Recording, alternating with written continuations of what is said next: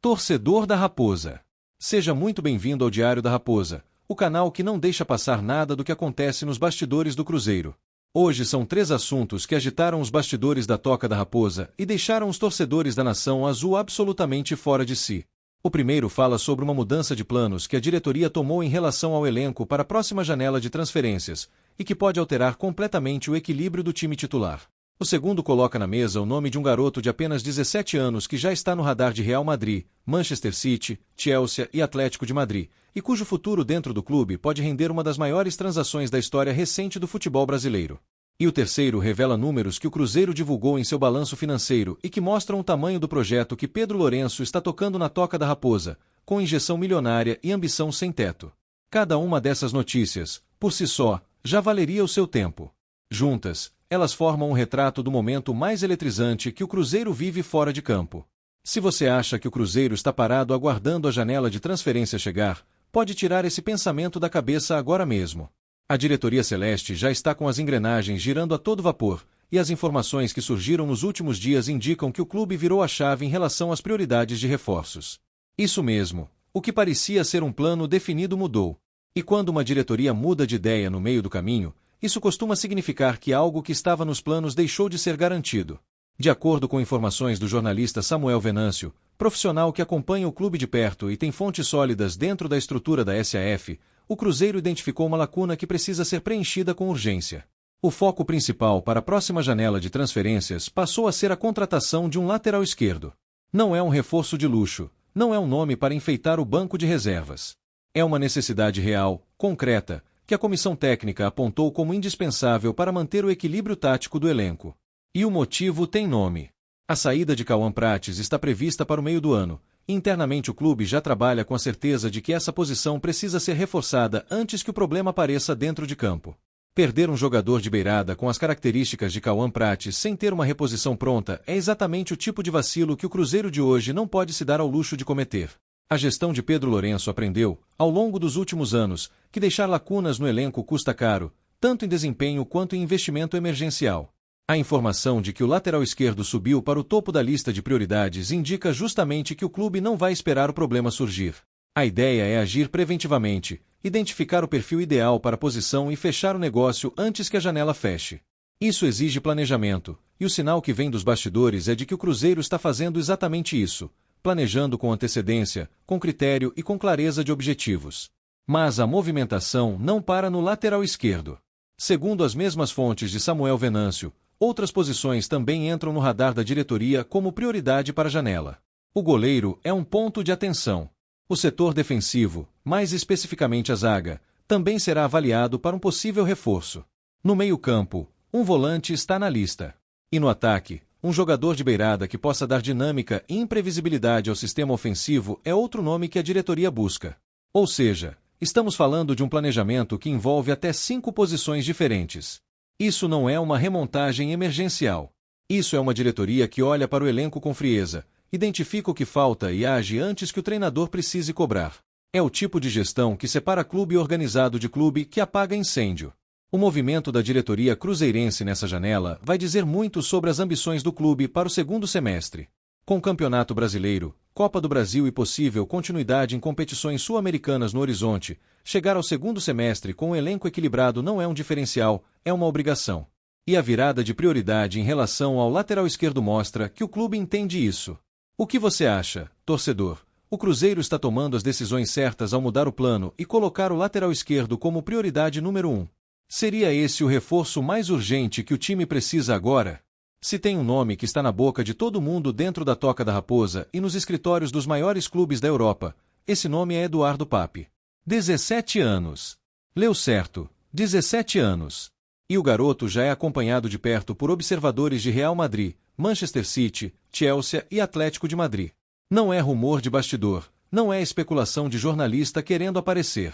É uma realidade que o próprio mercado começou a escancarar, e o Cruzeiro precisou agir rápido para proteger o seu patrimônio mais valioso da base. A informação foi trazida pelo portal MumBH, que acompanha o clube mineiro com atenção e tem acesso a detalhes financeiros e estratégicos que poucos veículos conseguem entregar. E os números que vieram à tona deixaram a torcida celeste dividida entre o orgulho de ter revelado um jogador desse nível e o medo real de perder essa joia antes da hora. Vamos ao que está colocado na mesa. O Cruzeiro tem, no papel, uma multa rescisória internacional fixada em 100 milhões de euros. Um valor que, na teoria, protege o jogador contra qualquer abordagem de clube estrangeiro que não queira pagar o preço cheio. Mas o mercado de transferências não funciona no campo da teoria. Funciona no campo da negociação, da estratégia e da pressão. E é aí que os números reais começam a aparecer. Segundo as informações apuradas pelo MUMBH, o Cruzeiro trabalha internamente com 2 patamares de negociação. O primeiro, e mais relevante, é o número que a gestão da SAF cruzeirense considera impossível de recusar: 30 milhões de euros, algo próximo de 165 milhões de reais na cotação atual. Se uma proposta nesse valor chegar de forma oficial, a tendência é de que o clube entre em negociação real, mesmo que a multa oficial seja mais de 3 vezes superior a esse montante. É a lógica do mercado. Multa rescisória é proteção, não necessariamente o preço final.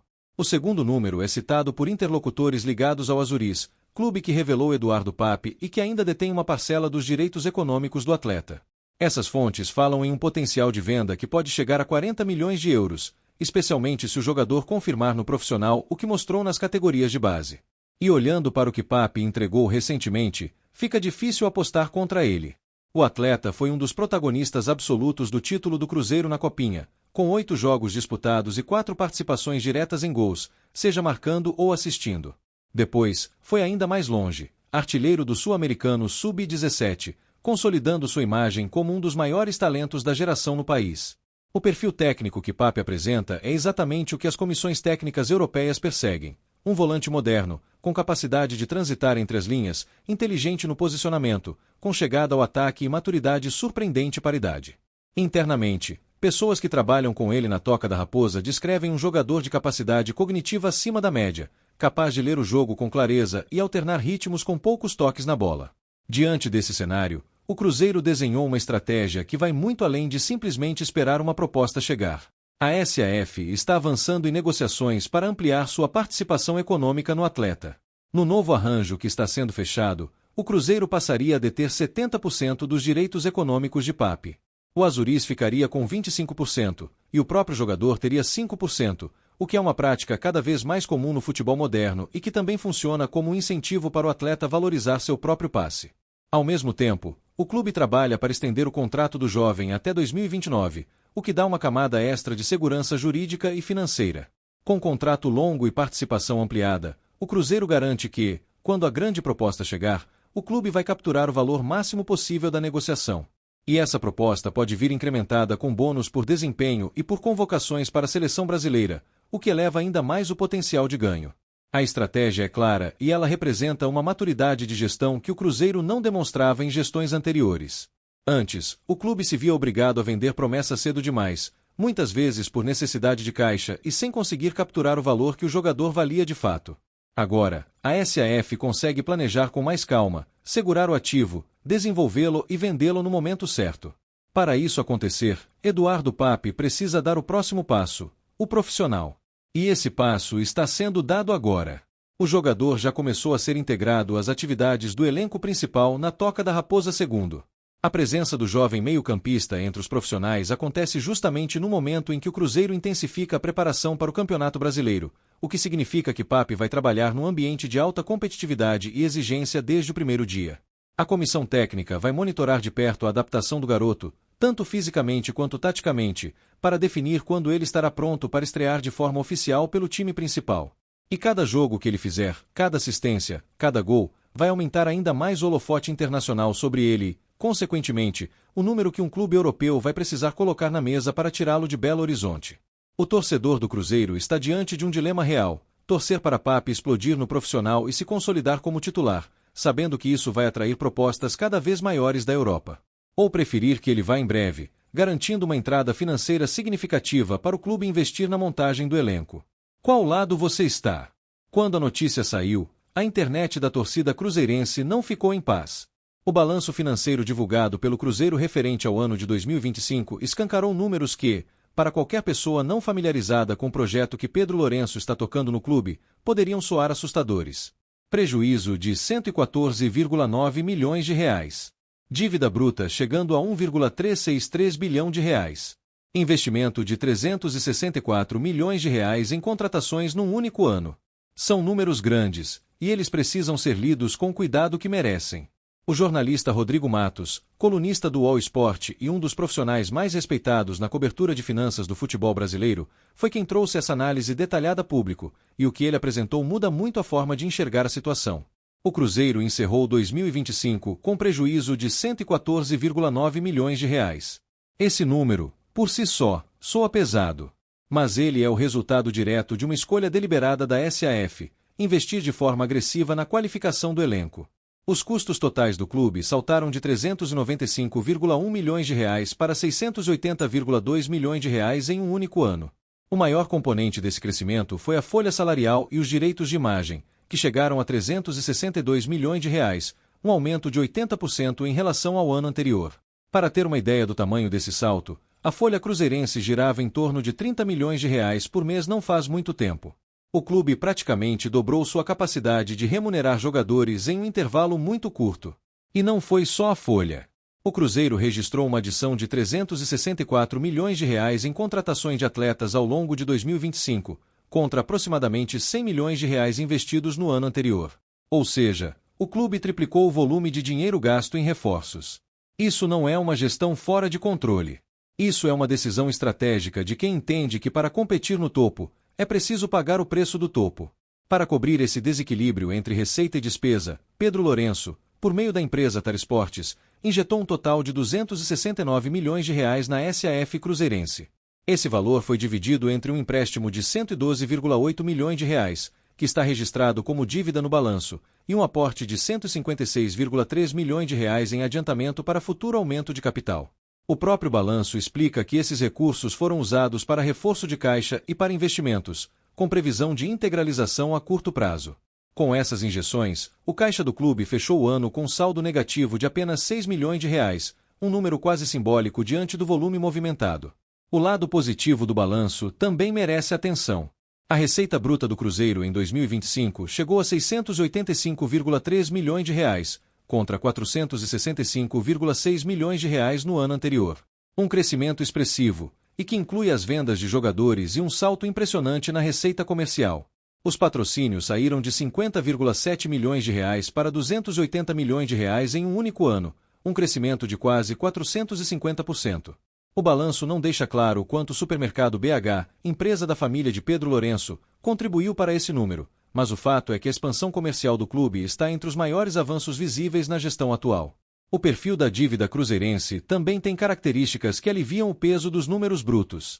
Uma parte relevante do passivo do clube associativo está dentro da recuperação judicial ou em programas fiscais, o que significa pagamentos alongados e sem pressão imediata de caixa. As dívidas com bancos são pequenas. Os débitos por transferências de jogadores cresceram, mas apenas em torno de 25 milhões de reais. E o aumento mais significativo no passivo, os 112 milhões de reais de empréstimo, é uma dívida com o próprio dono. Pedro Lourenço emprestou para si mesmo, por assim dizer, o que tira completamente o risco de um credor externo pressionar o clube. Rodrigo Matos foi direto ao ponto em sua análise. Todo esse modelo só se sustenta graças aos aportes do sócio majoritário. É uma verdade que precisa ser dita sem rodeios. O Cruzeiro, hoje, é um clube cuja saúde financeira depende da disposição de Pedro Lourenço em continuar colocando dinheiro no projeto. E até aqui, ele não deu nenhum sinal de que vai recuar.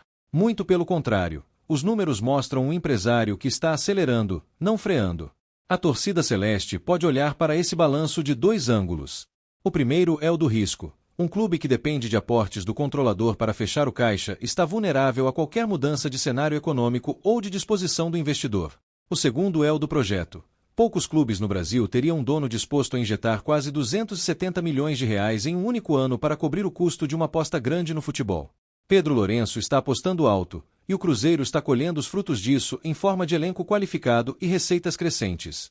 A pergunta que fica é: até quando esse modelo aguenta sem que o clube precise se sustentar de forma mais independente financeiramente? E você, torcedor da Raposa, confia que Pedro Lourenço vai manter esse ritmo de investimento nos próximos anos? Essas foram as 3 notícias que sacudiram os bastidores do Cruzeiro nessa semana. Cada uma delas, de formas diferentes, mostra um clube em transformação acelerada, com desafios reais e com uma ambição que poucos no futebol brasileiro conseguem sustentar. Aqui no Diário da Raposa, a missão é exatamente essa: trazer tudo isso para você antes de qualquer outro canal, com a análise que o torcedor celeste merece. Se você chegou até aqui, você já sabe que esse canal é diferente. Então faz o seguinte: aperta o botão de inscrição agora, ativa o sininho de notificações no modo todos para não perder nenhuma atualização, e deixa nos comentários a sua opinião sobre o que você acabou de ver. Qual das 3 notícias te pegou mais de surpresa? A virada de prioridade na janela, o futuro de Eduardo Pape, ou os bastidores financeiros revelados por Pedro BH? Comenta aqui embaixo, a gente lê tudo. A Raposa não para, e o Diário da Raposa também não.